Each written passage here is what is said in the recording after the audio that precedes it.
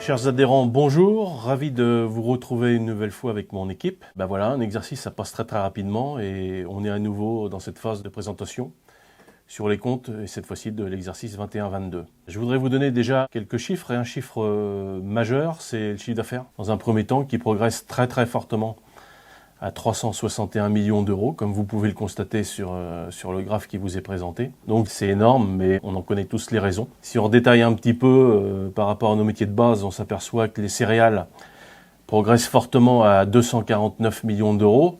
Et juste pour vous donner un petit peu une référence, c'est traditionnellement le chiffre d'affaires que nous réalisons sur l'ensemble de la coopérative. Donc vous voyez que rien qu'en céréales cette année, nous avons atteint ce chiffre-là. Deux raisons à cela. Très simplement déjà la collecte qui augmente d'environ 100 000 tonnes par rapport à l'exercice précédent, donc c'est un facteur clé de hausse. Et puis naturellement l'évolution des prix, vous avez tous suivi les marchés. Le contexte à la fois économique et surtout géopolitique a fait que notamment les prix des céréales se sont envolés. Et à titre d'exemple, je citerai que deux prix. On a payé le blé 232 € tonne cette année pour le prix de campagne. L'année dernière, nous avions payé 180. Donc vous voyez, quand vous mettez ces deux facteurs de hausse, naturellement, ça impacte directement notre chiffre d'affaires produit du sol. Deuxième élément aussi de hausse de notre chiffre d'affaires, c'est naturellement les approvisionnements, un peu pour les mêmes raisons, et notamment sur les engrais, puisque nous atteignons un chiffre d'affaires global de 102 millions d'euros, avec une augmentation d'à peu près 29 millions d'euros sur l'exercice, naturellement sur la forte influence de la hausse du prix des engrais. Donc voilà, c'est important de rappeler ces chiffres-là parce que ça fixe tout de suite le cadre de ce qui s'est un petit peu passé sur l'exercice. Maintenant, je vais vous parler d'exploitation et je vais laisser la parole à mon équipe. Bonjour, Nadine, et je suis en charge de la partie fournisseur. La dette fournisseur a augmenté. Elle s'est accrue de 23,6 millions d'euros à 54,4 millions d'euros. À cela, il y a naturellement des explications qui se décomposent en 3 points. Le premier point, le poste fournisseur de biens et services qui passe de 7,2 à 18,5 millions d'euros. Le second, une augmentation significative des factures non parvenues à Pro qui passe de 0,6 à 2,7 millions d'euros. Cela correspond à la hausse des prix des engrais sur les factures comptabilisées et non payées, ainsi qu'à l'accroissement des volumes achetés sur la fin de campagne pour garantir de la pénurie. Et enfin, la fameuse facture de péréquation qui, de 7,2 millions d'euros, passe à 24,1 millions d'euros. C'est vous, Monsieur Thiollet, qui gérez Cérémis, donc je vous laisse la parole. Oui, effectivement, Nadine, Cérémis fut un gros dossier cette année avec des flux financiers extrêmement importants. On n'avait jamais connu une telle amplitude. Et Cérémis porte pratiquement l'ensemble des flux financiers sur 18 mois. Globalement, pour donner un chiffre très rapide, c'était plus de 50 millions d'euros que Cérémis a porté et a dû refacturer aux coopératives. Et cet élément-là se traduit dans la facture définitive qui est réalisée en date du 31 août. D'où l'explication de cette forte progression nous concernant.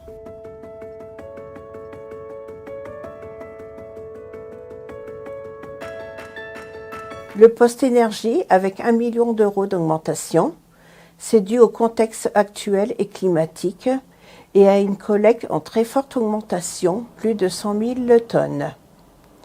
Le transport, comme précisé auparavant et étant donné que la collecte est beaucoup plus importante de 100 000 tonnes, le poste transport est en augmentation.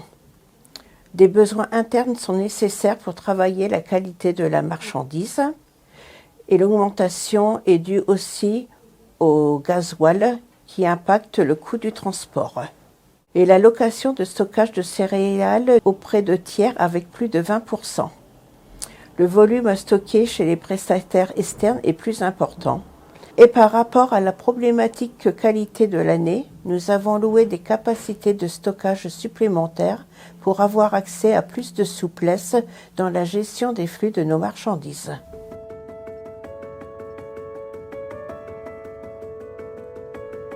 Oui, l'activité de cette structure concerne le siège, les OAD et le service agroécologie. Elle a pour mission d'effectuer des prestations de services auprès du groupe, mais aussi directement auprès des adhérents. Globalement, c'est une refacturation de 3,8 millions d'euros de chiffre d'affaires d'activité. Il est à noter que cette structure est gérée en optimisation, puisque la variation par rapport à l'exercice de N-1 est seulement de plus de 2 000 €. Bonjour, je m'appelle Angélique, je travaille en binôme sur le dossier de trésorerie du groupe ainsi que sur la relation adhérent.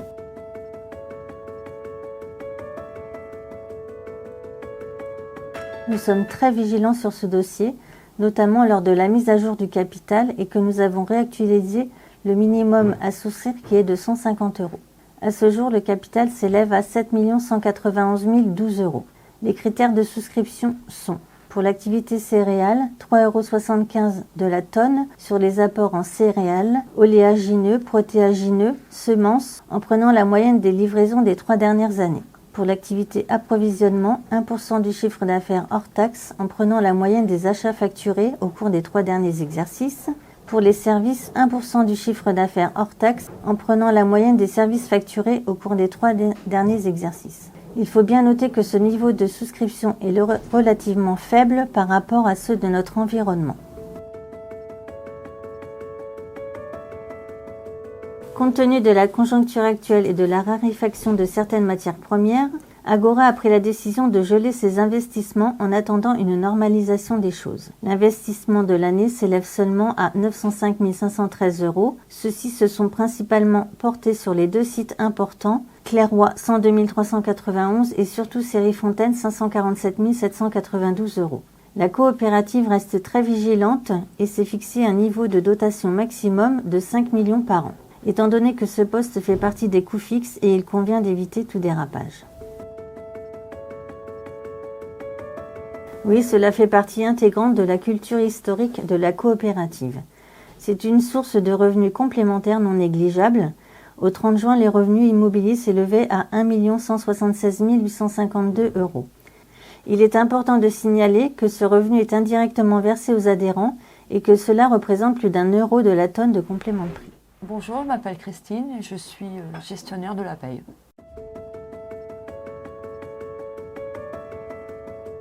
La charge de personnel est de 5 627 773 au total. La charge de personnel des salariés permanents est stable. Par contre, une hausse de la charge de personnel saisonnier est due à une moisson longue et une grande collecte de maïs. Elle s'élève à 657 521 contre 515 388 pour la campagne 2021, soit une hausse de 28%. A dédié une enveloppe budgétaire pour améliorer la qualité de vie au travail de ses collaborateurs avec la participation des représentants du personnel. Donc bonjour, Mathieu Grévin, contrôleur de gestion Agora. Je suis l'ensemble des charges et des produits de la coopérative.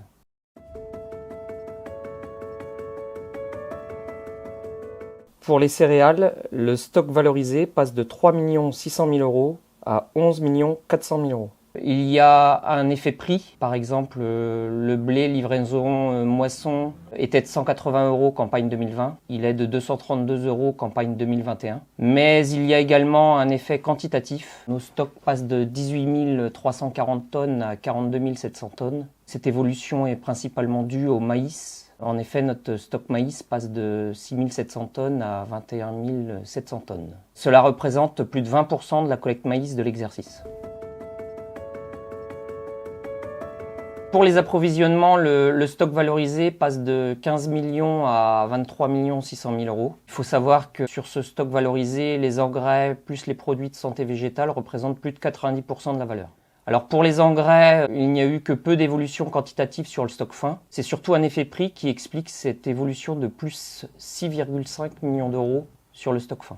Pour les produits de santé végétale, pour faire face à d'éventuelles pénuries, nous avons accentué nos livraisons nouvelle campagne avant le 30 juin, ce qui explique cette hausse de 1 700 000 €. Vu le niveau des prix actuels et la fluctuation des marchés, il est nécessaire d'avoir une vigilance accrue sur les stocks et sur les contractualisations, car toute fluctuation, que ce soit à la hausse ou à la baisse, peut se chiffrer en millions d'euros.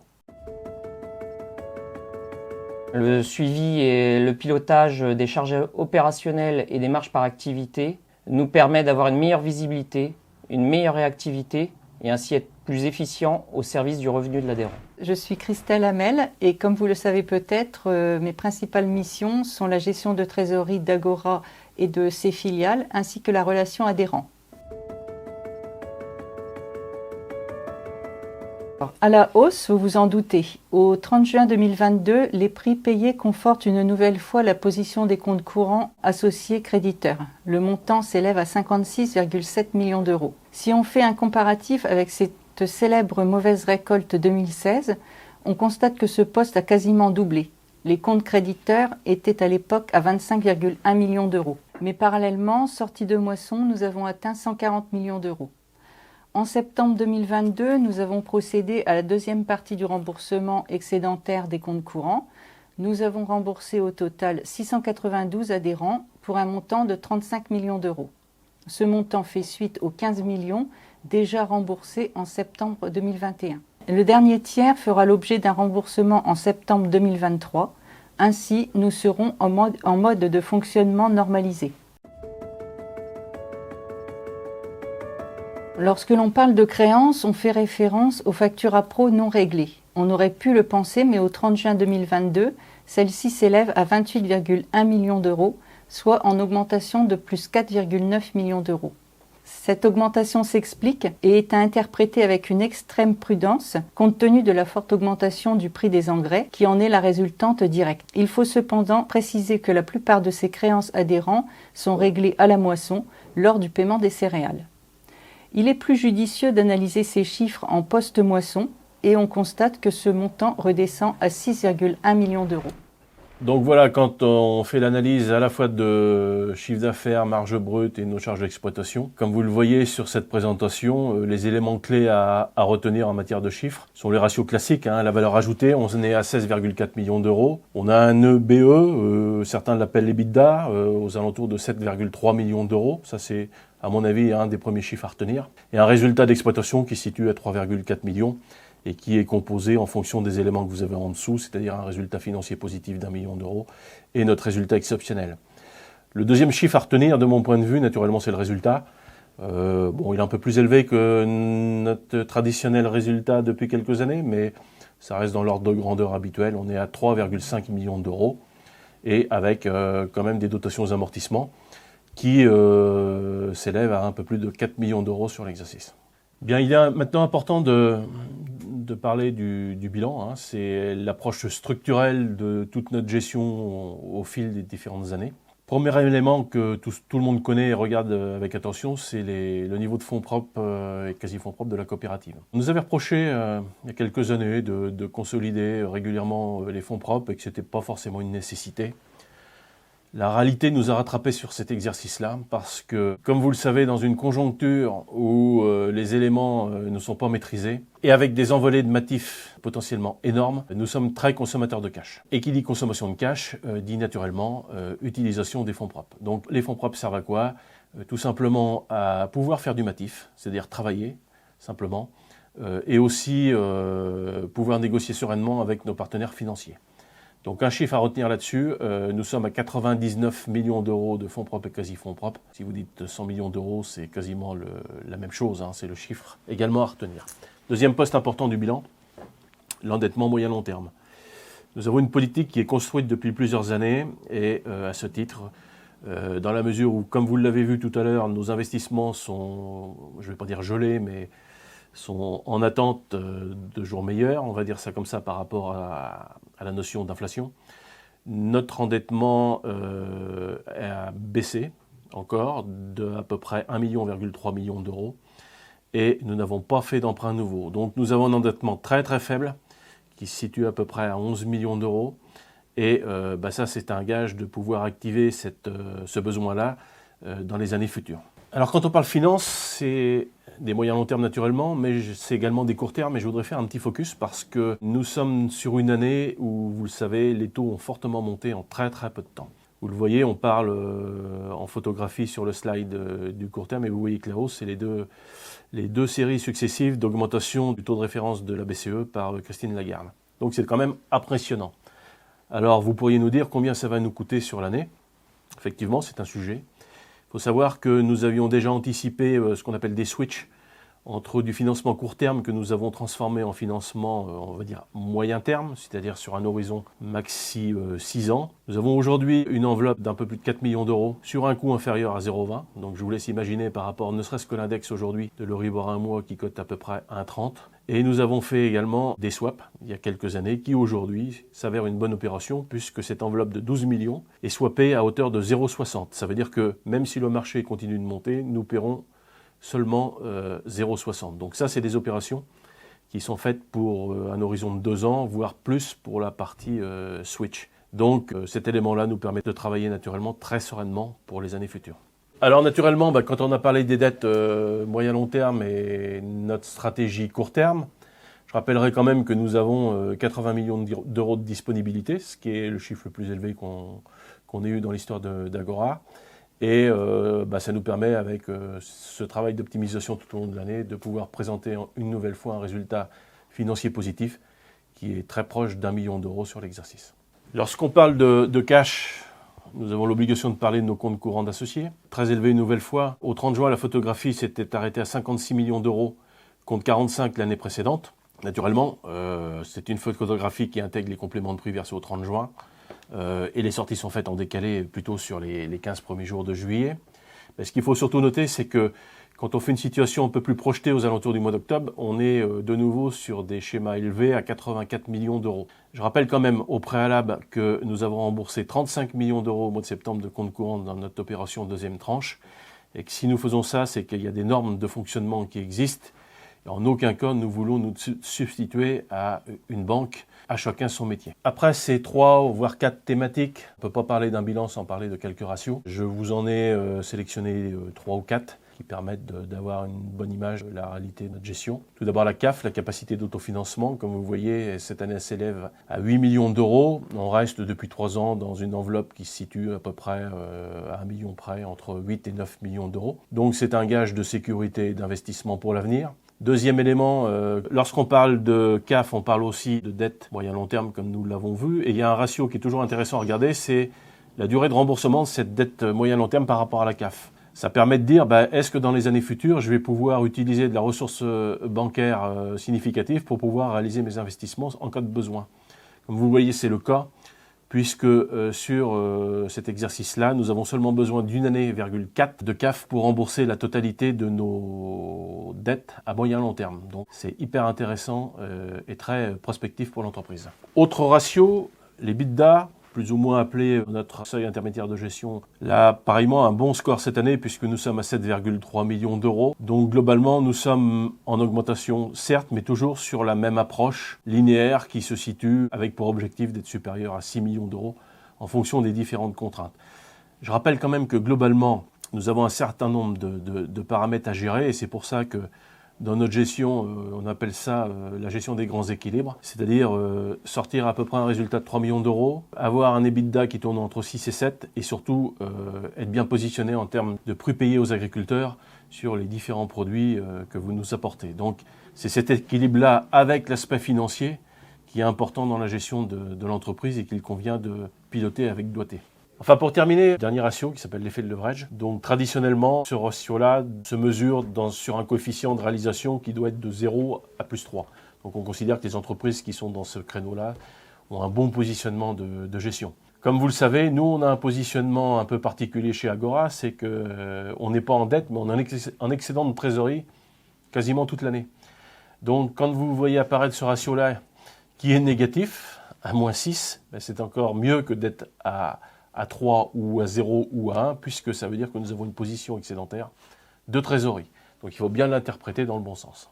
Après vous avoir fait un rapide panorama des chiffres de notre exercice, peut-être une synthèse quand même s'impose sur tout ce qui a été évoqué. Donc tout d'abord un chiffre d'affaires en forte hausse à 361 millions d'euros, une collecte en hausse de 100 000 tonnes qui sera la deuxième collecte historique à 979 000 tonnes, un total de bilan également en forte hausse à 255 millions, un résultat en légère augmentation à 3,5 millions, des fonds propres qui continuent d'augmenter à 84 millions d'euros, des fonds propres et quasi-fonds propres qui atteignent quasiment les 100 millions d'euros, un fonds de roulement qui augmente à 60 millions d'euros et une CAF qui se situe à 8,1 millions d'euros.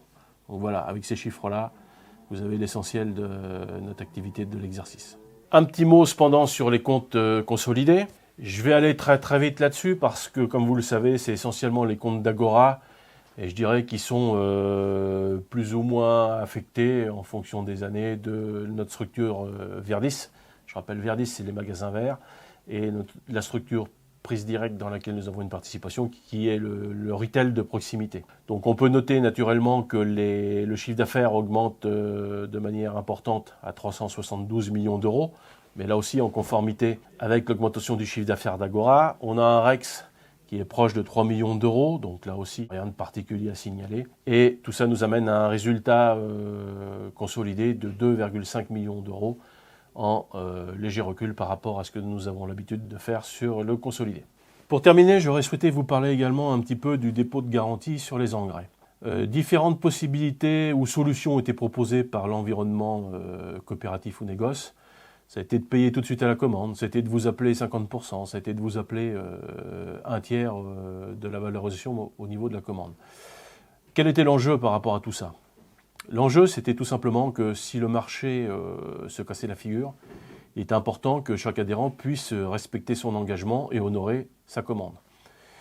Donc, dans ce cadre-là, il nous a semblé, chez Agora, plus judicieux de faire une approche juridique et donc de faire une valorisation sur une base eurotonne de ce que vous aviez commandé. Mais, comme vous le savez, et on vous l'a expliqué tout à l'heure, Agora a quand même une structure financière assez confortable. Et de mon point de vue, je ne voyais pas l'intérêt de vous appeler des sommes financières qui auraient grevé votre trésorerie, alors que, 1, Agora n'en avait pas besoin, et 2, cela aurait pu fragiliser également la situation financière de quelques adhérents. Donc c'est un élément de différenciation très très important qu'il faut que vous ayez à l'esprit, puisque au pire, au 30 juin, cette ligne qui apparaît sur vos relevés de compte sera ramenée à zéro et vous n'aurez eu aucun décaissement à avoir sur cette partie-là. À ma connaissance, il semblerait que nous sommes les seuls à l'avoir fait. Donc, vous voyez, on est bien le relais de votre exploitation et on optimise tout ce qu'on peut faire. Bien, écoutez, j'étais ravi de vous présenter les chiffres de l'exercice 21-22. Comme vous avez pu constater, ils sont sans surprise, relativement satisfaisants. C'est important de vous montrer que c'est une entreprise pilotée. Et j'espère que le cru 22-23 sera encore meilleur.